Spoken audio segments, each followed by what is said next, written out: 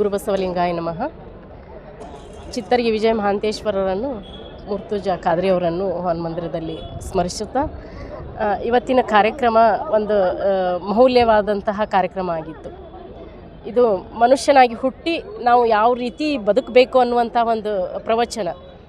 ಇಂಥ ಪ್ರವಚನ ಎಲ್ಲ ಧರ್ಮದೊಳಗೂ ಆಗಬೇಕು ಮತ್ತು ಪ್ರತಿಯೊಬ್ಬ ಮನುಷ್ಯನೂ ಅದನ್ನು ಅರ್ಥ ಮಾಡ್ಕೋಬೇಕು, ಆ ಥರ ಬದುಕಬೇಕು.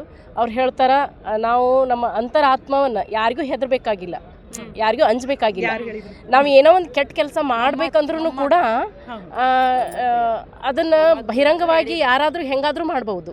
ಆದರೆ ನಮ್ಮ ಅಂತರಾತ್ಮ ಏನು ಹೇಳ್ತೈತಿ ಅದನ್ನು ಮಾಡಿದ್ವಿ ಅಂದ್ರೆ ಅಂತರಾತ್ಮ ಯಾವತ್ತೂ ಕೆಟ್ಟದ್ದನ್ನು ಬಯಸಲ್ಲ.